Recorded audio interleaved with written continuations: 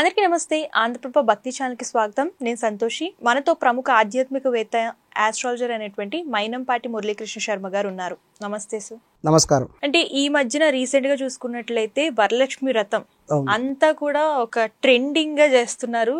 అదే హంగులు ఆర్భాటాలతో చేస్తున్నారు. ముఖ్యంగా మనం ఇప్పుడు మాట్లాడుకోవాల్సింది ఏంటంటే లివిన్ లో ఉంటూ పెళ్లి కాని అమ్మాయి ఎవరైతే ఈ మధ్యన ట్రెండ్ అవుతుందో బిగ్ బాస్ సిరి, సో తన బాయ్ ఫ్రెండ్ తో కలిసి వరలక్ష్మి వ్రతం పూజ చేసింది. ఇది ఎంత వరకు కరెక్ట్ అసలు? అంటే పెళ్లి కాని అమ్మాయిలు కూడా వరలక్ష్మి వ్రతం చెయ్యొచ్చా? అసలు ఏంటి? నమస్కారం అండి. జయ గురుభ్యో నమః. నేను మీ మైనంపాటి మురళీకృష్ణ. ఈ మధ్యకాలంలో ఈ యొక్క శ్రావణ మాసం అనేటువంటి దాని పవిత్రతని కూడా చాలామంది పనిగట్టుకొని చెడగొట్టుతున్న వాళ్ళు తయారైపోయారు. అది ఎలాగంటే అత్యంత పవిత్రమైనటువంటి యొక్క శ్రావణ మాసంలో ఈ యొక్క శుభ సమయంలో ఈ యొక్క గృహిణులు కూడా చక్కగా కూడా ఒక శ్రావణ శుక్రవారం రోజున వరలక్ష్మి వ్రతం అనేటువంటిది కూడా నోచుకుంటారు. ఈ వరలక్ష్మి వ్రతం అనేటువంటిది అత్యంత పవిత్రమైనటువంటి వ్రతం. ఇది దాదాపు పరమేశ్వరుడే పార్వతీదేవికి ఈ యొక్క వ్రతం గురించి చెప్పాడు.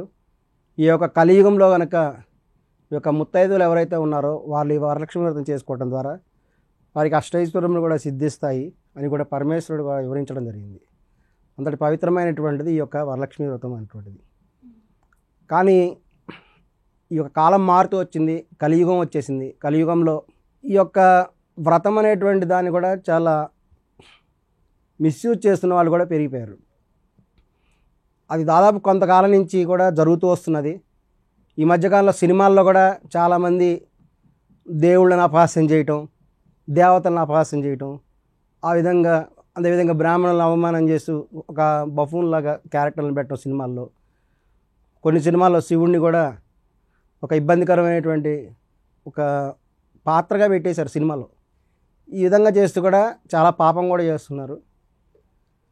అదేవిధంగా ఇప్పుడు ఇంకా లేటెస్ట్ ఏంటంటే ఈ బిగ్ బాస్ అనేది వచ్చిన తర్వాత చాలామంది కూడా చెడిపోయారు. ఆల్రెడీ కలియుగంలో ధర్మం ఏకపాదం మీద నడుస్తుంటుంది. దాంతోపాటు కూడా ఇంకా కూడా కొంతమంది ఈ వ్రతాల జోలికి కూడా వచ్చేసి వాటిని కూడా చెడగొడుతున్నారు.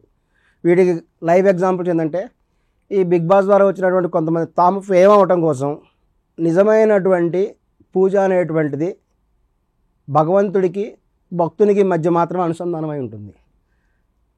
అది ఒకళ్ళకి ప్రదర్శించుకోవాల్సిన అవసరం లేదు. ఇప్పుడు ఒక భార్యాభర్త ఉండేటువంటి ప్రేమ ఎంత పవిత్రమైన అది వేరే వాళ్ళు చూపించుకోవాలా? అవసరం లేదు. అలాగే తల్లిదండ్రులకి వాళ్ళ చిల్డ్రన్కి ఉండేటువంటి ప్రేమ, భగవంతునికి భక్తునికి మధ్య కూడా ప్రేమ ఉంటుంది, వారి భక్తి ఉంటుంది. ఆ యొక్క భక్తిని కూడా ప్రదర్శించుకోవాల్సిన అవసరం లేదు. దీన్ని చాలామంది కూడా చూడండి బహిరంగంగా కూడా కొన్ని రకాల చర్యలు కూడా చేయరు. రహస్యంగా కూడా కొంతమంది పూజలు కూడా చేస్తూ ఉంటారు. కానీ ఇప్పుడు ఏమైందంటే ఈ యొక్క బిగ్ బాస్ ఏమైతేనేమి, మరొక ఆమె అయితేనేమి బహిరంగంగా కూడా వాళ్ళు బాయ్ ఫ్రెండ్లతోటి వీళ్ళతో ఎలా పూజ చేస్తారు? గృహిణులు చేయాలి, అలా చేయట్లేదు. ఇంకొక ఆమె ఏమో ఇంకా స్లీవ్లెస్ జాకెట్ వేసుకుంటుంది. అది వేసుకొని నడుము కనపడే విధంగా పెట్టి ఎక్స్పోజింగ్ చేస్తూ, ఇంకొంత ఆమె లోపల బ్రా కనపడేటట్టుగా డ్రెస్ వేసుకొని పూజలు చేస్తున్నారు. పూజలు చేసి వాటిని జనాల మీద కోలుతున్నారు మేము చేసామని. ఈ విధంగా అసభ్యకరమైన దుస్తులు ధరించి ఒక వ్యాంపులు వ్రతాలు చేస్తే ఎలా ఉంటుంది? ఇదివరకు పూర్వకాలం సినిమాల్లో జయమాలని కొంతమంది వ్యాంపుగా యాక్ట్ చేసేవాళ్ళు. ఆమె బ్రహ్మాండంగా వ్రతాలు చేసేది, చాలా భక్తి కలిగినటువంటిది. ఆమె చక్కగా కూడా సాంప్రదాయబద్ధంగా ఆమె కూడా వ్రతాలు చేస్తుంది. ఈ వ్రతం చేయటం వల్ల ఆమె యొక్క భర్త కూడా ఎంతో సంతోషంతో ఆయన జీవించాడు. వాళ్ళకి అష్టైశ్వర్యములు కూడా కలుగుతాయి. ఆమె చెప్పింది సినిమాల్లో వ్యాంపుని, నేను నిజ జీవితంలో కాదు కదా, నిజ జీవితంలో అత్యంత సాంప్రదాయంగా పూజలు చేయాలి. అదేవిధంగా పూజకి వెళ్తారు. మొన్న ఒక ప్రముఖ టీవీలో పనిచేసేటువంటి ఆమె తన బాయ్ ఫ్రెండ్తో కలిసి కూడా అరుణాచలం వెళ్ళింది. అరుణాచలం వెళ్ళి వచ్చిన కొంతకాలంగా ఆమె చనిపోయింది, సూసైడ్ చేసుకొని చనిపోయింది. ఎందుకని? భగవంతుడితో ఆటలాడితే మటుకు భగవంతుడు అనేటువంటి వాడు ఒక అగ్ని వంటి వాడు. నిప్పుతో చెలగాటం అనేటువంటిది ప్రాణ సంకటంగా కూడా జరిగేటువంటి అవకాశం కూడా ఉంది. ఇక్కడ గమనించాల్సిన విషయం ఏంటంటే వాళ్ళు ఎప్పుడైతే పూజకు కూర్చున్నారు, ఒక వ్రతానికి కూర్చున్నారు, లేదంటే ఒక గుడికి వెళ్ళారనుకుందాం, అక్కడ అర్చన అయితేనేమి ఏదైతేనేమి పూజ చేసే ముందు కూడా ఒక వారికి ఆచమనం అయిపోయిన తర్వాత సంకల్పం చెప్తారు. ఈ సంకల్పంలో తిథివా నక్షత్రాలు అవన్నీ కూడా చెప్పిన తర్వాత మీ యొక్క గోత్రనామాలు చెప్పండి అని అడగటం జరుగుతుంది. సాధారణంగా కూడా ప్రతి వ్యక్తికి కూడా ఒక గోత్రం అనేది ఉంటుంది, ప్రతి వ్యక్తికి ఉంటుంది. ఆ గోత్రం అనేది ఒక వ్యక్తి ఎలా వస్తుందంటే తన తల్లిదండ్రుల ద్వారా వస్తుంది. తన తండ్రి యొక్క గోత్రమే అతని యొక్క గోత్రం. ఒక అమ్మాయికి కూడా గోత్రం ఉంటుంది, తన తల్లిదండ్రుల నుంచి కూడా ఆమె గోత్రాన్ని పొందుతుంది. వివాహం అయినటువంటి స్త్రీకి తన భర్త యొక్క గోత్రం వస్తుంది, ఆ విధంగా గోత్రం అనేది మారుతుంది. సో ఇక్కడ మనం తీసుకుంటే ఎప్పుడైతే ఒక ఆడ మనిషి వివాహం అయిందో అంతకుముందు తనకున్న గోత్రం మారిపోయి తన భర్త ఉండే గోత్రం తన గోత్రం అనేది వస్తుంది. అంటే గోత్రం అనేది మారుతుందండి, జాగ్రత్తగా గమనించాల్సిన విషయం. అందుకే 2 సార్లు చెప్తున్నాను. వీళ్ళు పూజకి వెళ్ళారు, ఒక ఆమె అరుణాచలంకి వెళ్ళింది బాయ్ ఫ్రెండ్ని వేసుకొని. ఇప్పుడు బాయ్ ఫ్రెండ్ అనే పదం వాడుతున్నారు, దీని ఇదివరకు ఒక తెలుగు పడేది ఉంచుకోవడం అనే పదం వాడేవాళ్ళు. అంత చండాలమైన పని వీళ్ళు ఇప్పుడు బహిరంగంగా చేస్తున్నారు. వీళ్ళు అత్యంత పవిత్రమైనటువంటి గుడి దగ్గరికి వెళ్ళి పూజ చేయించుకోవడానికి వెళ్ళారనుకుందాం. పూజ చేసే ముందు ఫస్ట్ మగవాళ్ళని అడుగుతారు, అయ్యా మీ గోత్రనామాలు చెప్పండి. ఆయన గోత్రం చెప్తాడు, ఆయన పేరు చెప్తాడు. తర్వాత ధర్మపత్ని అనే పదం వాడు, ధర్మపత్ని అనే పదం వాడతారు, జాగ్రత్తగా గమనించండి. అధర్మపత్ని అనే పదం వాడరు, ధర్మపత్ని. ధర్మపత్ని అంటే ధర్మంగా వివాహం చేసుకున్నటువంటి తన భార్య.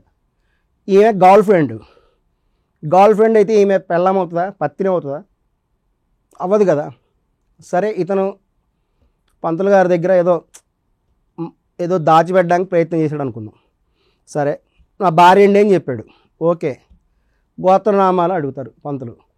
ఆ గుళ్ళో ఆ పూజలు ఎవరుంటే వాళ్ళు. మగ ఆయనేమో ఆయన గోత్రం నా పేరు చెప్తాడు. మరి ఆడమే నీ గోత్రం పేరు అంటే ఏం చెప్తుంది? ఆమె గోత్రం వేరే ఉంటుంది. భర్త ఈ మగ ఆయన కూడా గోత్రం ఆమెకు ఉండదు కదా. పెళ్ళి అయితేనే గోత్రం మారుతుంది.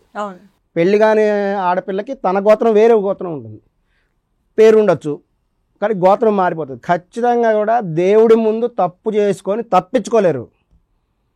ఇది మటుకు 100% గుర్తుపెట్టుకోవాలి. మీరు ఎవరినైనా మోసం చేయొచ్చు, కానీ దేవుడిని ఎవ్వరు మోసం చేయలేరు. దేవుని ముందు నుంచి తప్పు చేసి ఎవరు తప్పించుకోలేరు. ఖచ్చితంగా తప్పు తెలిసిపోతుంది, ఇది వాస్తవం. అందుకనే బాయ్ ఫ్రెండ్లు గర్ల్ ఫ్రెండ్స్ తోటి, ఉంచుకున్న వాళ్ళతోటి, ఉంచుకున్న మగవాడితో, లేకపోతే ఉంచుకున్న ఆడదానితో కూడా పూజలు చేయరాదు, వ్రతాలు కూడా చేయరాదు. ఇది చేయడం వల్ల ఏం జరుగుతుందంటే అరుణాచలంకి వెళ్ళి వచ్చినటువంటి ఆ ప్రముఖ ఛానల్కి చెందినటువంటి యాంకర్ ఇమీడియట్గా కూడా సూసైడ్ చేసుకొని చనిపోయింది. ఇది గమనించండి. ఈ విధంగా దేవుడి ముందు తప్పుడు రకంగా కూడా పూజలు చేస్తే వారికి చివరికి మరణమే సంభవించేటువంటి అవకాశం ఎక్కువగా ఉంది. తీవ్రమైనటువంటి కష్ట నష్టాలు వాళ్ళకి కలిగేటువంటి అవకాశం కూడా ఎక్కువ ఉంది. ఇది వాస్తవం, 100% కూడా నిజం. ఆ ప్రముఖ యాంకర్ కూడా అరుణాచలం నుంచి వచ్చిన తర్వాతనే కొద్ది కాలానికి కూడా సూసైడ్ చేసుకుంది. ఎందుకంటే ఆమె తన భర్తని భర్త కాదు, 3వ వ్యక్తి అతను. ఒక భర్తకి విడాకులు ఇచ్చింది, ఇంకొక భర్త రెండో భర్తకి విడాకులు ఇచ్చింది, 3వ వ్యక్తి అతను. అతనితో పాటు సహజీవనం చేస్తున్నది. మనం అందరం మనుషులం. మీరు మనుషులు అనే విషయం గుర్తుపెట్టుకోవాలి. జంతువులం కాదు కదా. జంతువులకి మనుషులకి చాలా తేడా ఉంది. మనుషుల్లాగా ధర్మబద్ధంగా జీవించాలి. జంతువులకి మనుషులు తేడా ఉండాలి కదా. అలా కాకుండా అధర్మబద్ధంగా జీవించి అతను ఎవరితో నేను సహజీవనం గడుపుతున్నాను, చట్టం ప్రకారం నాకేం, ఇక్కడ చట్టం అనేది కాదండి, న్యాయం అనేది కూడా చూడాలి. భగవంతుడితో ఆటలాడొద్దు. వెంటనే అరుణాచలం వెళ్ళి ఉంటుంది, బహుశా ఆమెకు అక్కడ పూజకి వెళ్ళి ఉండొచ్చు. వెంటనే వాళ్ళు అడుగుంటారు మీ గోత్రనామాలు ఏంటని. అతను గోత్రం చెప్పుంటాడు, అతని పేరు చెప్పుంటాడు. భార్య పేరు అంటే అతనికి ఆల్రెడీ భార్య ఉంది ఇంట్లో, ఆమె పేరు చెప్పాల్సి వస్తుంది. మరి ఈమెవరు? నా భార్య అని చెప్పుంటాడు బహుశా, కానీ భార్య కాదు కదా. గోత్రం మారిపోయింది, తెలిసిపోయింది. పంతులకు అర్థమైపోద్ది ఈమె భార్య కాదని. కానీ వాళ్ళు ఏమనరు.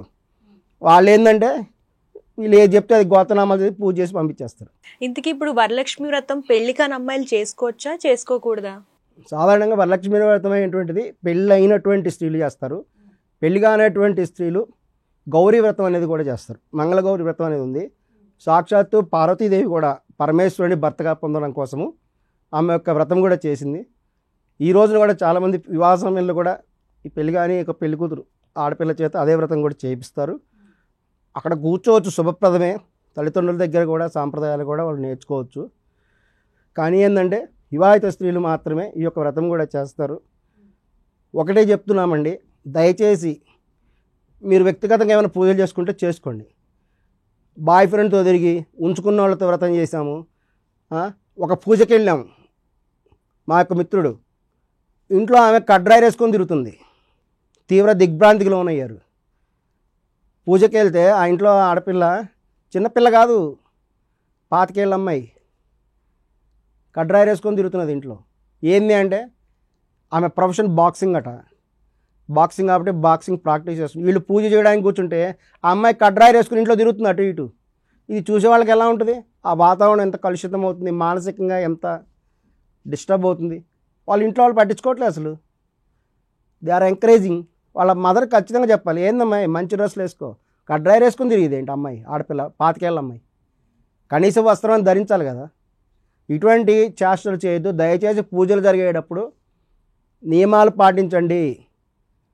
లేదంటే బహిరంగంగా ఫోటోలన్నా పెట్టకండి, కనీసం అదన్నా చేయండి. మీరు ఎందుకు ఇప్పుడు ఆ వ్రతం చేసుకుంది బయట అందరికీ ఫోటోలు బయటకు అందరూ చూపించుకోవాల్సిన అవసరమే ఉంది? ఏదో ఆమె వ్యక్తిగత జీవితం గడుపుతుంది, వ్యక్తిగతం. కానీ ఖచ్చితంగా కూడా మీకు దేవుడి శాపం తగిలి తీరుతుంది. అది మటుకు గుర్తుపెట్టుకుందా 100% మీరు అధర్మపత్ని అధర్మ భర్తగా కనుక ఉండి పూజలు చేసినట్లయితే ధర్మపత్ని ధర్మభర్తగా ఉన్నటువంటిది కూడా రాదు. ఆ యొక్క దేవుడి కృప రాదు. దేవుడి శాపం ఖచ్చితంగా తగులుతుంది.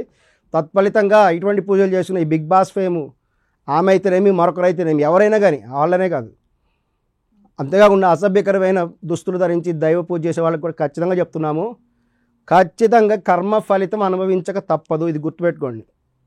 మీకు ఖచ్చితంగా దేవుడి శాపం తగులుతుంది. అమ్మవారి యొక్క ఈ యొక్క ఆగ్రహం చూస్తారు. ఖచ్చితంగా మీరు కష్ట నష్టాలకు లోనయ్యే అవకాశము 100% ఉంది. ఇప్పటికైనా మీరు అమ్మవారి ముందు క్షమాపణ చెప్పుకొని మీ యొక్క తప్పును సరిదిద్దుకోండి అని కూడా విజ్ఞప్తి చేస్తున్నాను. నమస్కారం.